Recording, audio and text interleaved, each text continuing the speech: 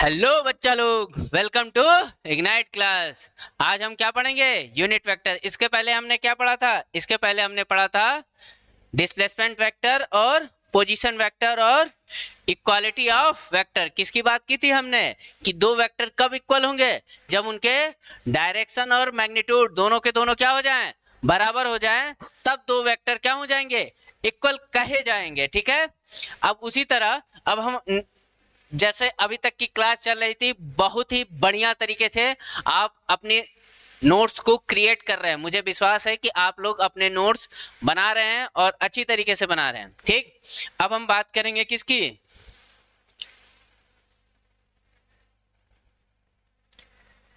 Unit vector की। क्या होता है यूनिट वेक्टर और क्यों ये इतना इंपॉर्टेंट होता है? देखो, यूनिट वेक्टर, इस शब्द का मतलब समझो। शब्द का मतलब है यूनिट।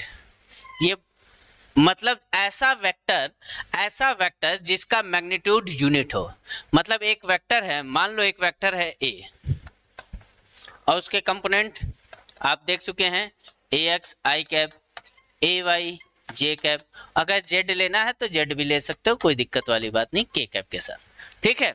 एक ऐसा वेक्टर है वो जिसका सिर्फ मैग्नीट्यूड की वैल्यू, मैग्नीट्यूड ऑलवेज 1 होगा।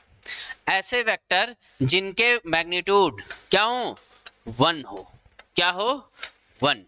वो सारे वेक्टर यूनिट वेक्टर की तरह कंसीडर किए जाएंगे या यूनिट वेक्टर कहे जाएंगे। मतलब ऐसे जो भी वेक्टर हों जिनकी वैल्यू या जिसका मैग्नीट्यूड 1 हो, वो यूनिट वेक्टर हो। इसका यूज क्या है? इसका क्यों इतना यूज होता है? क्यों इतना इंपॉर्टेंट है? क्योंकि ये डायरेक्शन पर्पस के लिए यूज होता है। क्यों? देखो, मैग्नीट्यूड तो 1 का मल्टीप्लीकेशन क्या हो जाता है? Same value. मान लो अगर 10 इंटू 1 करेंगे तो कितना आएगा? 10। लेकिन इस यूनिट वेक्टर से अगर हम मल्टीप्लिकेशन करते हैं तो ये जो यूनिट होगी या ये जो फिजिकल क्वांटिटी होगी, इसकी डायरेक्शन पे वो इफेक्ट कर देगा। क्या कर देगा? इफेक्ट कर देगा। जस्ट लाइक एक एग्जांपल देखते हैं। मान लो एक वेक्टर है, ठीक है, ए वेक्टर है जो ए x i cap plus A y j cap है। अब इसका एक बी वेक्टर के यूनिट वेक्टर से अगर मल्टीप्लाई कर दो, डॉट प्रोडक्ट कर निकाल दो, क्रॉस प्रोडक्ट निकाल दो, तो वैल्यू में तो अंतर नहीं आएगा, मैग्नीट्यूड में तो अंतर नहीं आएगा। क्यों? क्योंकि इसका वैल्यू क्या होगी? 1 होगी। लेकिन ये इसकी डायरेक्शन को चेंज कर देगा। ये इसकी डायरेक्शन को क्या कर देगा? चेंज कर देगा। ठीक है। तो हम डायरेक्शन पर्पस के लिए यूनिट वेक्टर का यूज किया जाता है। जैसे कि एक वेक्टर है और उसको दूसरे वेक्टर की डायरेक्शन में उसका वैल्यू निकालना हो। क्वेश्चन ऐसा आता है कि ए वेक्टर की वैल्यू दिया है, मान लो 10 आई कैप एंड 22 जे एंड ये सब आता है। ठीक, वैल्यू दिया हो और दूसरा एक वेक्टर दिया है और बोल दिया जाए कि ए वेक्टर की वैल्यू बी वेक्टर की डायरेक्शन में निकालो। ए वेक्टर की वैल्यू बी वेक्टर की डायरेक्शन में निकालो, तो हम बी के जो यूनिट वेक्टर होगा उसकी वैल्यू निकालेंगे और उस डायरेक्शन में ए की वैल्यू को फाइंड आउट करेंगे। कैसे फाइंड आउट होता है वो सब हम जब वेक्टर के डॉट प्रोडक्ट क्रॉस प्रोडक्ट पूरा पढ़ लेंगे तब आप क्लियर समझ जाएंगे। ठीक है। लेकिन इसका यूज समझ लीजिए बहुत ज्यादा है। ठीक है। अच्छे खासे न्यूमेरिकल बनते हैं, अच्छे खासे न्यूमेरिकल में ये यूज होता है, इसका एप्लीकेशन अच्छा खासा है, तो आप डीपली समझेंगे।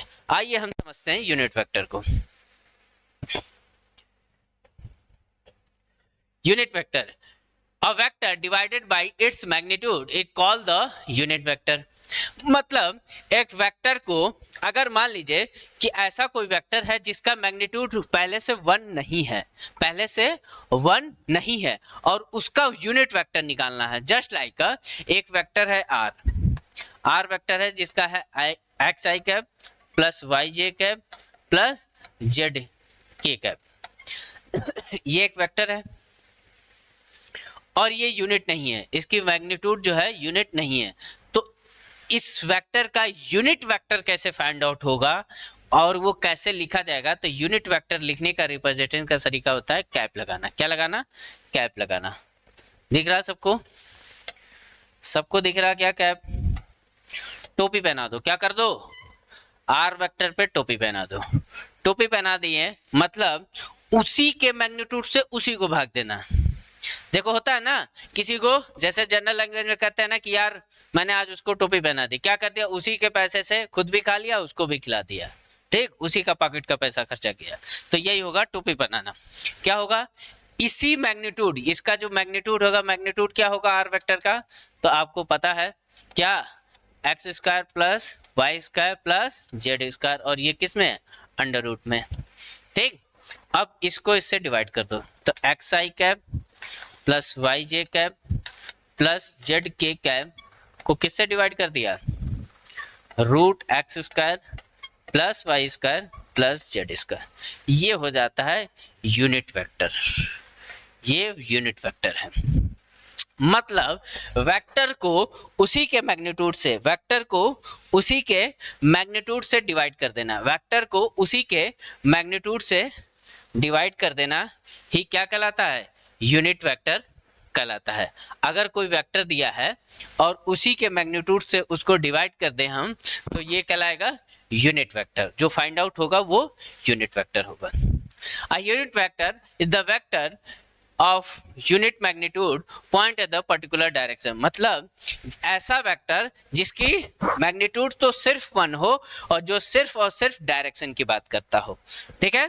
तो हम यूनिट वेक्टर इजीली समझ चुके हैं कि यूनिट वेक्टर क्या होता है, ऐसा वेक्टर जिसके मैग्नीट्यूड क्या हो, 1 हो। अगर मैग्नीट्यूड 1 नहीं है तो हम उसका यूनिट वेक्टर कैसे फाउंड करेंगे, किसी भी वेक्टर को, उसी को उस वेक्टर का उसके मैग्नीट्यूड से डिवाइड कर देंगे। समझो, एक क्वेश्चन करते हैं, आओ। मान लो एक वेक्टर है ए वेक्टर है, क्या है, 3i cap plus 4j cap plus 5k cap, 3i cap plus 4j cap plus 5k cap, इसका मैग्नीट्यूड फाइंड आउट करो, ए वेक्टर का मैग्नीट्यूड। तो मैग्नीट्यूड कैसे होगा, रूट निकालेंगे, 3 का स्क्वायर प्लस 4 का स्क्वायर प्लस 5 का स्क्वायर, तो क्या हो जाएगा मैग्नीट्यूड, 3 का स्क्वायर 9 प्लस 16 प्लस 25, तो ये कितना हो जाएगा 50, 50 का वैल्यू क्या आ जाएगी 5√2, क्या हो गया, तो ए वेक्टर का जो मैग्नीट्यूड है वो कितना आ जाएगा 5√2 आ जाएगा, क्या आएगा 5√2 आ जाएगा। अब ये तो एक वेक्टर है, इसका यूनिट वेक्टर, मतलब इसी वेक्टर को इसके मैग्नीट्यूड से भाग दे देना। मान लो ए का अगर मुझे यूनिट वेक्टर, तो क्या कर देंगे, टोपी बना देंगे, ए को टोपी बना देंगे, तो कहेंगे देखो बेटा ए वेक्टर, इसके तुम्ही के मैग्नीट्यूड से तुम्ही को हम क्या कर दें, डिवाइड कर दें, तो हमारा बनेगा क्या, यूनिट वेक्टर। ये चीज यहाँ भी लिख लीजिए, जो आर का यूनिट वेक्टर है वो आर वेक्टर अपॉन में आर का मैग्नीट्यूड, ये होता है यूनिट वेक्टर, ठीक। तो ये क्या हो जाएगा, unit vector is equal to, unit vector is equal to क्या था, 3i cap plus 4j cap plus 5k cap, किससे डिवाइड कर दो, 5√2 से, तो ए का यूनिट वेक्टर क्या निकलेगा, 3 अपॉन में 5√2 i cap plus 4 upon 5√2 j cap plus 5 upon 5√2 k cap. ये हो गया ए वेक्टर का यूनिट वेक्टर, ए वेक्टर का यूनिट वेक्टर फाइंड आउट करना। समझ में आई बात, ये मैग्नीट्यूड निकालना है, ठीक। एक और क्वेश्चन करें, आओ देख तो। मान लो एक पी वेक्टर है जिसकी वैल्यू है 11i कैप प्लस कितना 7j cap plus 8k cap, ठीक। अब इसका मैग्नीट्यूड निकाल लो, मैग्नीट्यूड कैसे निकालोगे, ट्राई करो खुद से ट्राई करो, यूनिट वेक्टर फाइंड आउट करना बहुत इंपॉर्टेंट है, न्यूमेरिकल आता ही आता है, एक दो न्यूमेरिकल भी बनेंगे और अदर वेक्टर और अदर किसी भी जो भी फिजिकल क्वांटिटी वेक्टर फॉर्म होती है या जो भी फिजिकल क्वांटिटी वेक्टर होती है उसमें इसका यूज आएगा। जस्ट लाइक अ फोर्स आप एनालिसिस करेंगे, ठीक है, आप जो है कि टॉर्क के रिलेटेड क्वेश्चन करेंगे, ठीक है, एरिया से रिलेटेड कोई भी चीज़ आप करेंगे तो इसका यूज आएगा ही आएगा। बेसिक है ये फिजिक्स का, ठीक। ट्राई करो, पी वेक्टर की वैल्यू क्या है, देखो सभी लोग कैसे निकालेंगे, क्या करेंगे। ये इसका x कंपोनेंट, ये y कंपोनेंट, ये z कंपोनेंट, तो ये 11 का स्क्वायर और ये 7 का स्क्वायर और ये 8 का स्क्वायर, तो ये कितना हो जाएगा। 11 का स्क्वायर 121, 7 का स्क्वायर 49, ये 64। सम करो सबको, कितना आ जाएगा। ये 1 इसमें चला जाएगा 50, 120 प्लस 50 170, 170 प्लस 64, तो 4 and 0 4, 7 and 6 3 and 1 and 1 2, root 2 3 4 आ गया। पी वेक्टर की वैल्यू क्या आ जाएगी, रूट 3 2 3 4 आ गई। सबको दिख रहा क्या, सबको दिख रहा, रूट 2 3 4 आ गया। अब हम क्या करेंगे, पी वेक्टर का यूनिट वेक्टर कैसे करेंगे, इसको इसी के मैग्नीट्यूड से भाग दे देंगे। टोपी पहनाओ पी को और पी के वेक्टर को मैग्नीट्यूड से भाग दे दो, तो पी का यूनिट वेक्टर क्या हो जाएगा, 11 अपॉन में रूट 2 3 4 आई कैप प्लस 7 जे कैप अपॉन में रूट 2 3 4 प्लस 8 के कैप अपॉन में रूट 2 3 4, ठीक है। ये हो गया यूनिट वेक्टर फाइंड आउट करने का, ठीक है। आई होप आपको क्लियर समझ में आया हो। आप सभी यूनिट वेक्टर का स्क्रीनशॉट ले लें, ठीक है, यूनिट वेक्टर का स्क्रीनशॉट ले लें। जो भी दिक्कत आए वो पूछेंगे, कमेंट करेंगे। जो भी आपको दिक्कत आती है, आपको कोई कंटेंट में दिक्कत आए, आपको कुछ समझ में नहीं आए, आप सभी क्या करेंगे, कमेंट करेंगे और आपको उसका रिप्लाई मिलेगा, ठीक है। आई होप आपको समझ में आया चीजें।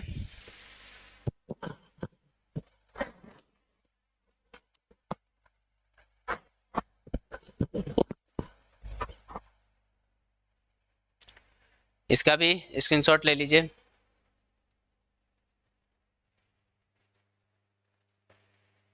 अब एक मसला होता है, मसला क्या होता है सर, ये जो वेक्टर आप लिखते हैं, मान लीजिए आपने वेक्टर ए लिखा, तो इसके साथ आप लिखते हैं A x i cap, A y j cap and A z k cap.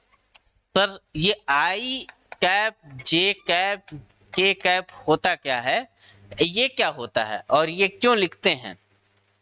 देखो हम जो है वेक्टर में कोऑर्डिनेट सिस्टम, कौन से coordinate system, x y z का यूज करते हैं, ठीक। लेकिन कोऑर्डिनेट सिस्टम में डायरेक्शन की बात नहीं होती है, direct x y Z.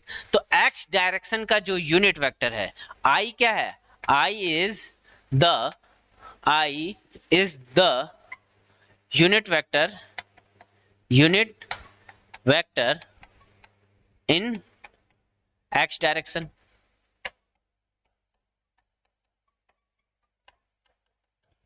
and j is the unit vector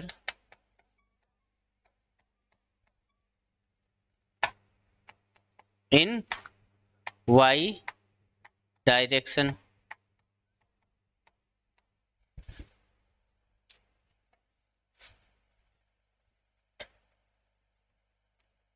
In y direction, and k cap is the unit vector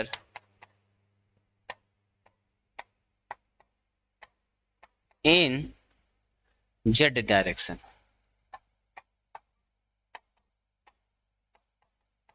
अब सोचो इसके बिना अगर मैं लिख दूं, मान लो एक वेक्टर p है, वेक्टर p है जिसको हमने लिखा 10 आई कैप प्लस 7 जे कैप प्लस 8k कैप, ठीक है।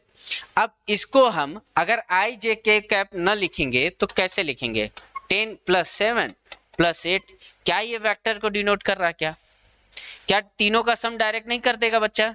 अगर ऐसा लिख दिया जाए तो आपको क्या लगेगा, यार इसको सम करना है तो 8 और 7 15 और 15 और 10 25, तो क्या ये वेक्टर हो गया क्या?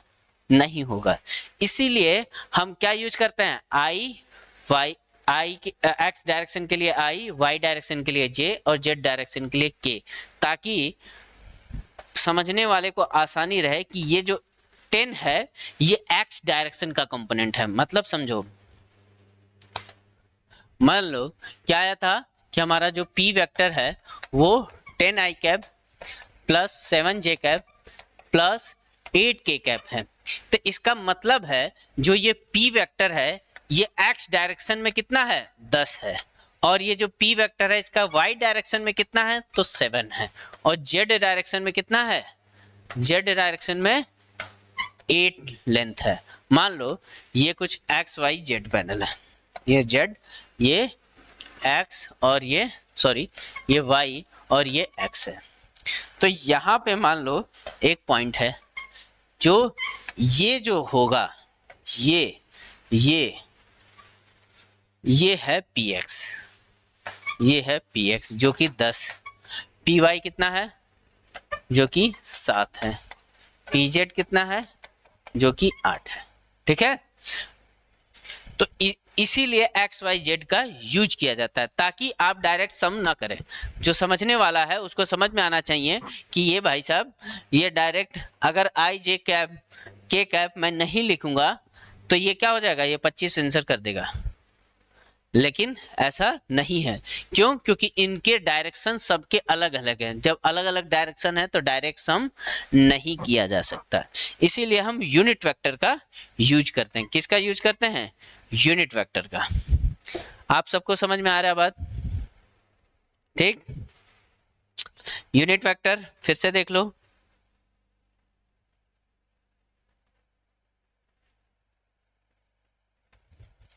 यूनिट वेक्टर क्या होता है, a vector divide by its magnitude is called the unit vector. Direction of the vector, unit vector is the unit magnitude pointing in the particular direction. मतलब ये सिर्फ और सिर्फ किसी डायरेक्शन की बात करता है।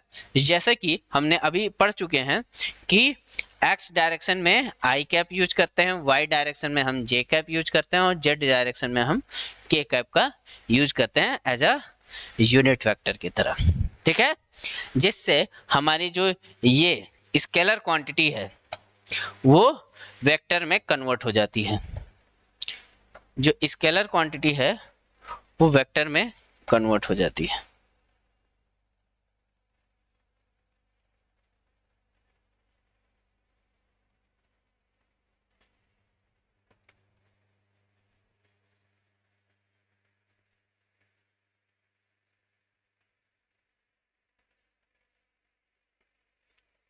देखो ये 10 क्या है, सिर्फ अगर हम 10 की बात करें तो ये एक स्केलर क्वांटिटी है।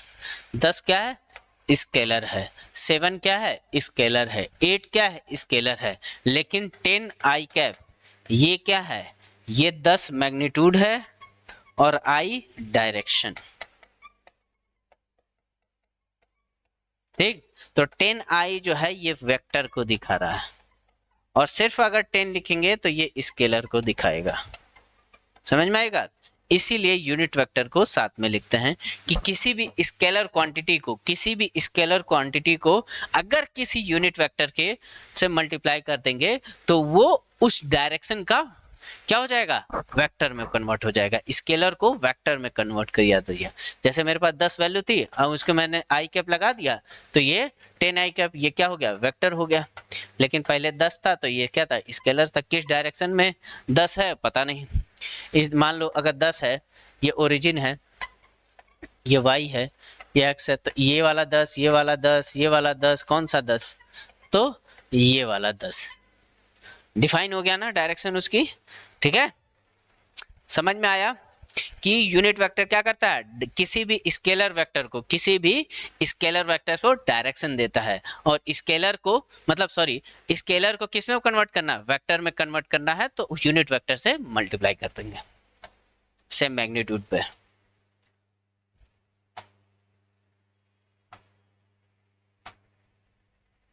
तो आप लोग स्क्रीनशॉट ले लीजिए यूनिट वेक्टर का।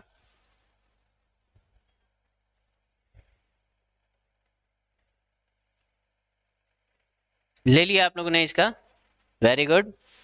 आगे बढ़े।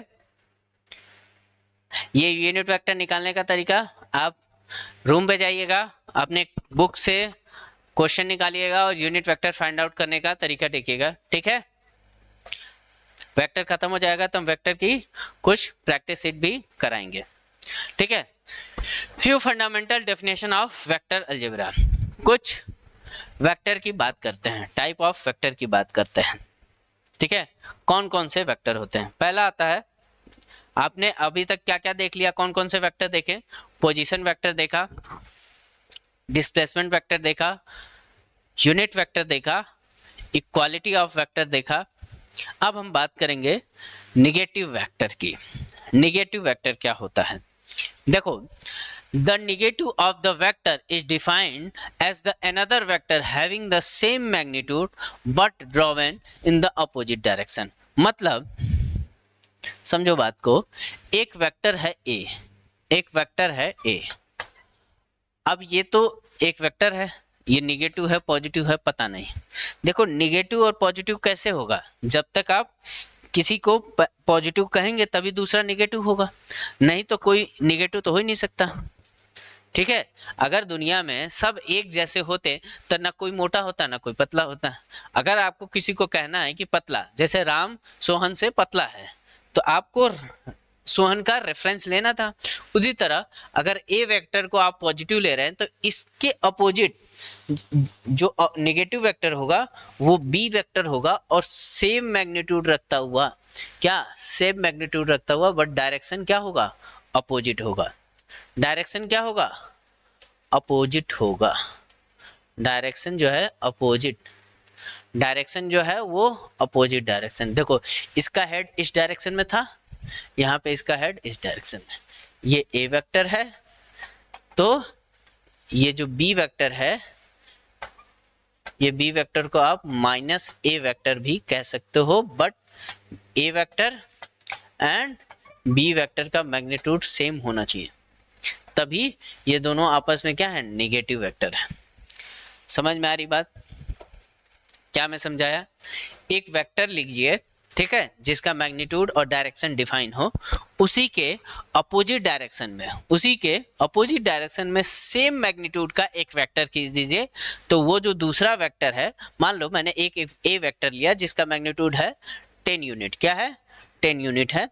दूसरा मैंने बी वेक्टर लिया जिसका भी मैग्नीट्यूड क्या है, बी वेक्टर की 10 यूनिट है, क्या है 10 यूनिट, बट डायरेक्शन उसकी क्या कर दी, अपोजिट कर दी। तो यहां पर हम बी वेक्टर को कह सकते हैं कि जो बी वेक्टर है वो निगेटिव वेक्टर है, किसका, ए वेक्टर का। आई होप आपको समझ में आया होगा निगेटिव वेक्टर। निगेटिव वेक्टर आपको समझ में आया होगा, यानी कि जो A vector plus B vector है वो 0 होगा, तभी जो है B vector is a negative vector of A कह सकते हैं आप। कहने का मतलब है कि if A vector plus B vector is equal to 0, then B vector is negative vector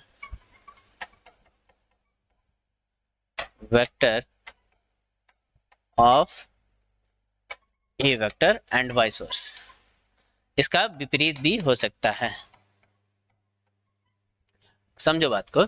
इस यानी कि ये भी लिख सकते हो कि जो बी वेक्टर है वो क्या है, वो माइनस ए वेक्टर है, या फिर आप ये लिख सकते हो कि जो ए वेक्टर है वो माइनस बी वेक्टर हो सकता है। ये भी लिख सकते हो, ठीक है, कि जो ए वेक्टर है वो माइनस का बी वेक्टर है। तो ए बी का निगेटिव है, बी ए का निपोजिट है, ये दोनों का ही बात, दोनों बात सत्य होगी, ठीक है, दोनों बातें यहाँ पर सही होंगी। अगर ये है तो ये कह सकते हो कि ए बी का निगेटिव वेक्टर है, तो बी जो है ए का भी निगेटिव वेक्टर है, दोनों बातें हो सकती है, ठीक। आई होप आपको नेगेटिव वेक्टर समझ में आया होगा। नेगेटिव वेक्टर क्या होता है कि एक वेक्टर का खींचिए जिसका मैग्नीट्यूड सेम हो पहले वेक्टर से, और लेकिन डायरेक्शन क्या हो पहले वेक्टर का जस्ट अपोजिट। मान लीजिए ये आपका पहला वेक्टर था, तो ये दूसरा वेक्टर, इन दोनों का सम क्या आएगा 0। ये होता है नेगेटिव वेक्टर, ठीक है। स्क्रीनशॉट ले लो नेगेटिव वेक्टर का।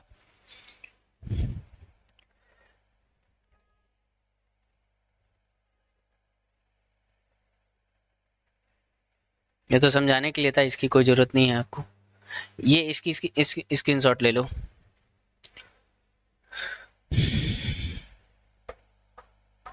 चलो अब हम बात करेंगे को इनिशियल वेक्टर। बहुत छोटे छोटे चीजें हैं, सिर्फ थ्योरिकल आता है, ठीक है, थ्योरी में डायरेक्ट पूछ देगा, या फिर एमसीक्यू में थ्योरिकल जब क्वेश्चन बनते हैं तो ये बन जाते हैं coinitial vector. Two vector are said to be coinitial, they have the common initial point. क्या हो जाए, ऐसे वेक्टर को इनिशियल वेक्टर होंगे जिनका ओरिजिन सेम हो, जिनका ओरिजिन सेम हो, जस्ट लाइक ये एक वेक्टर और ये एक वेक्टर। मान लो एक मैंने ये खींचा, एक ये वेक्टर है ए वेक्टर और एक ये वेक्टर है बी वेक्टर। मैग्नीट्यूड कुछ भी हो, डायरेक्शन कुछ भी हो, कोई फर्क नहीं पड़ता। अगर ओरिजिन सेम है तो वो ऐसे दो वेक्टर को हम को इनिशियल वेक्टर कह सकते हैं। ये 2 से ज़्यादा भी हो सकते हैं, 4 हो सकते हैं, 5 हो सकते हैं, 6 हो सकते हैं, 10 हो सकते हैं, 100 हो सकते हैं। ये सब के सब को इनिशियल वेक्टर होंगे जिनका ओरिजिन पॉइंट सेम हो, ठीक। तो आप को इनिशियल वेक्टर भी थ्योरिकल क्वेश्चन आता है तो आप उसके लिए याद रखेंगे। को इनिशियल वेक्टर कब होंगे, जब ऐसे वेक्टर जिनका ओरिजिन क्या हो, कॉमन इनिशियल पॉइंट हो, ओरिजिन कॉमन हो या कॉमन इनिशियल पॉइंट हो, उनका इनिशियल पॉइंट सेम हो।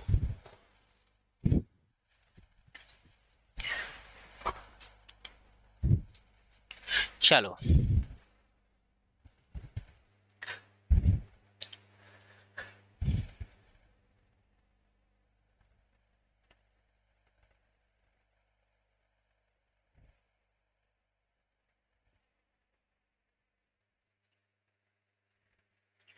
को टर्मिनल वेक्टर, को इनिशियल आप पढ़ चुके हैं।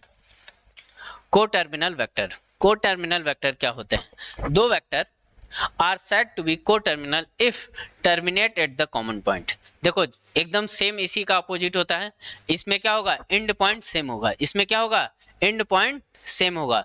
को टर्मिनल वेक्टर में क्या होगा एंड पॉइंट, मतलब ये इनिशियल पॉइंट तो अलग अलग डिफरेंट होंगे, बस एंड पॉइंट क्या होगा सेम। जहां पे वो टर्मिनेट कर रहे हैं, जहां पे वो टर्मिनेट कर रहे हैं वहां पे उनका क्या हो जाएगा सेम पॉइंट पे जाके वो टर्मिनेट करें, तो ऐसे दो वेक्टर क्या कहलाएंगे को टर्मिनल वेक्टर। 2 से ज्यादा भी हो सकते हैं, 3 4 कुछ भी कह सकते हैं आप, ठीक है, समझाने के लिए था।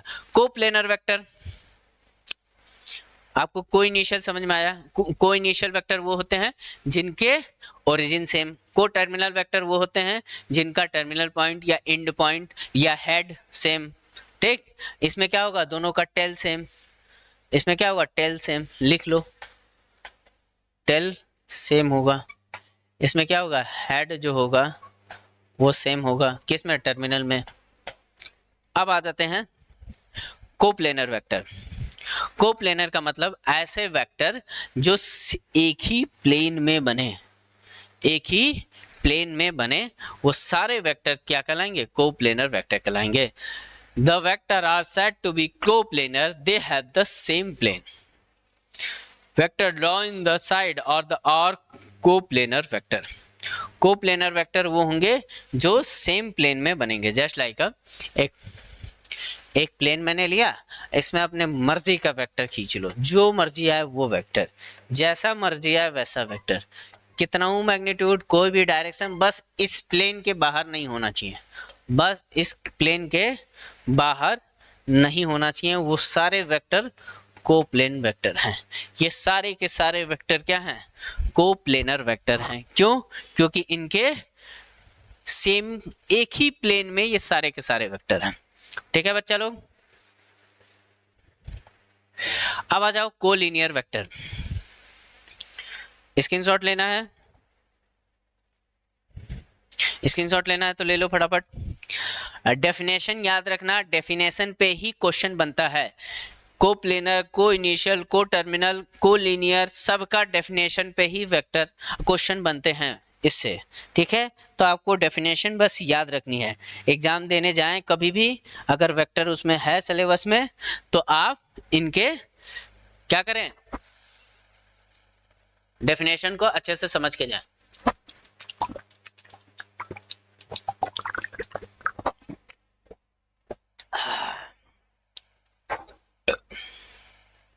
ठीक, अब आ जाइए कोलिनियर वेक्टर। कोलिनियर वेक्टर क्या होता है? Two vector having equal and unequal magnitude. हो सकता है कि वो इक्वल मैग्नीट्यूड हो सकता है वो अनइक्वल मैग्नीट्यूड हो, which either act along the same line और along the parallel line in the same direction और along the parallel line in opposite direction are called the collinear vector। मतलब समझो, ऐसे दो वेक्टर जिनका मैग्नीट्यूड सेम हो भी सकता है, नहीं भी हो सकता है, बट उनकी डायरेक्शन सेम हो या वो एक दूसरे के क्या हो, पैरेलल हो। देखो ये क्या है, ये किसी एक लाइन से, मान लो ये एक लाइन है, ये एक लाइन है जो है एल से ये भी पैरेलल है और ये भी पैरेलल है। उसी तरह यहाँ भी ये L से ये भी पैरेलल है, यहाँ A डबल डैश वेक्टर और B डबल डैश वेक्टर, इस लाइन से ये भी पैरेलल है, ये पैरेलल है, तो ये क्या कहलाएंगे? Collinear vector. क्यों? क्योंकि ये एक सीधी रेखा में है, एक लाइन से ये क्या है, पैरेलल डिस्टेंस पे है। उनकी डायरेक्शन अपोजिट हो सकती है, सेम हो सकती है, मैग्नीट्यूड सेम हो सकता है, अपोजिट हो सकता है, लेकिन ऐसे वेक्टर जो किसी लाइन के पैरेलल हो, जो किसी लाइन के पैरेलल हो, वो कोलिनियर वेक्टर कहलाएंगे। ठीक, मान लो दो वेक्टर खींच दिया मैंने, ए वेक्टर बी वेक्टर। अब इनके बीच में अगर कोई एक ऐसी लाइन खींच दिया जाए और ये इस लाइन के क्या हो, पैरेलल हो, मतलब पैरेलल का मतलब इनकी यहां से यहां तक सारी दूरी बराबर हो, तो ये दोनों वेक्टर क्या कहलाएंगे? कोलिनियर वेक्टर कहलाएंगे। ठीक, याद रखें, डायरेक्शन अपोजिट हो सकती है, डायरेक्शन सेम हो सकती है। एमसीक्यू में अच्छा खासा बनता है, लोग कंफ्यूज हो जाते हैं कि अपोजिट डायरेक्शन है तो कोलिनियर नहीं हो सकता। ऐसा नहीं है, अपोजिट डायरेक्शन है तो भी कोलिनियर होगा, सेम डायरेक्शन है तो भी कोलिनियर होगा, बट वो पैरेलल होने चाहिए। हो सके वो कोइंसाइड हो जाए, हो सके वो कोइंसाइड हो जाए। मान लो एक ये वेक्टर है, एक ये वेक्टर है, बी वेक्टर, समझो बात को, एक ये ए वेक्टर है और इसी पे एक ये बी वेक्टर है। ये ए वेक्टर था ग्रीन वाला और ये बी वेक्टर था ब्लू वाला। ये भी कोलिनियर वेक्टर हैं, ये कोलिनियर हैं। क्यों? क्योंकि ये एक लाइन है एल, इससे ये पैरेलल हैं, ए और बी इससे पैरेलल हैं। उसी तरह ये और ये भी कोलिनियर वेक्टर हैं। ठीक, तो उनके मैग्नीट्यूड हो सकता है सेम हो जाए, हो सकता है सेम ना हो सकता है वो सेम डायरेक्शन में, हो सकता है वो अपोजिट डायरेक्शन में हो सकता है वो कोइंसाइड हो, लेकिन वो किसी लाइन के पैरेलल तो हमेशा रहेंगे, किसी एक स्ट्रेट लाइन के ऑलवेज पैरेलल होंगे। अगर वो कोइंसाइड होंगे तो भी, नहीं होंगे तो भी। All clear? ठीक है बच्चा लोग, ठीक है, समझ में आया? आप लोग स्क्रीनशॉट ले लीजिए, मैं हट जाता हूं। ठीक, तो हमने क्या पढ़ लिया? टाइप ऑफ वेक्टर की हमने बात कर ली, टाइप ऑफ वेक्टर की हमने बात कर ली। जीरो वेक्टर क्या होता है ये भी देख लो। जीरो वेक्टर कुछ नहीं होता है, ऐसा वेक्टर जिसका मैग्नीट्यूड क्या हो, जीरो हो। वो सारे वेक्टर क्या होंगे? को जीरो वेक्टर हम कहेंगे जिस वेक्टर का मैग्नीट्यूड जीरो आ जाए, जिस वेक्टर का मैग्नीट्यूड जीरो आ जाए, ऐसे वेक्टर को जीरो वेक्टर कहते हैं या नल वेक्टर कहते हैं, और कुछ नहीं होता है। ठीक है, जैसे कि ये पॉइंट है, जैसे कि ये देखो फटाफट, ये एक वेक्टर था R1 वेक्टर, और ये यहां से यहां गया R2 वेक्टर गया, ये जाने का हुआ। भाई साहब ये वापस आ गए, ये वापस आ गए, ये मान लो ये R डैश था, ये R वेक्टर था और ये R डैश वेक्टर। तो जो डिस्प्लेसमेंट हुआ वो क्या हो जाएगा, यहाँ पर इस पास से गए थे, इसी पास से वापस आ गए, तो डिस्प्लेसमेंट जीरो। तो डिस्प्लेसमेंट यहाँ पर डिस्प्लेसमेंट वेक्टर क्या हो जाएगा, नल वेक्टर की तरह कंसीडर करेंगे। ठीक है, और कुछ नहीं होता, सिर्फ डेफिनेशन से इसके क्वेश्चन जनरेट होते हैं, तो आप ये ध्यान दें।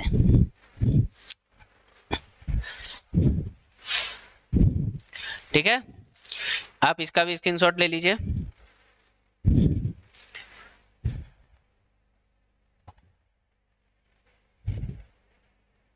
ठीक है बच्चा लोग, अब ये हम पढ़ेंगे नेक्स्ट टॉपिक में। आप सभी क्या करिए, अपने आप को पहले सबसे बड़ी बात है स्टडी बहुत अच्छे से करें, बहुत अच्छे से नोट्स बनाएं, अपने आप को मोटिवेट रखें, पॉजिटिव चीज़ों के साथ अपने आप को जोड़ के रखें, हमेशा अपने आप को पॉजिटिव बनाएं, पॉजिटिव बातें सोचें, पॉजिटिव चीज़ों में अपने आप को बिलीव करें।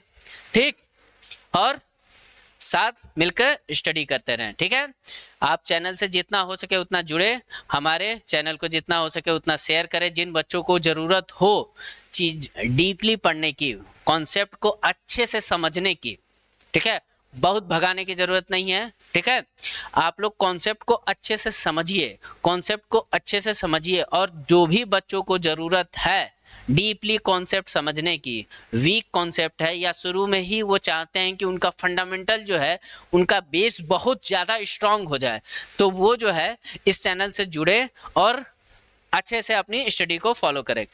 कीप शेयर एंड जो भी आपके डाउट हो वो मुझे कमेंट करें। Thank you class, thank you बच्चा लोग, एंजॉय इट।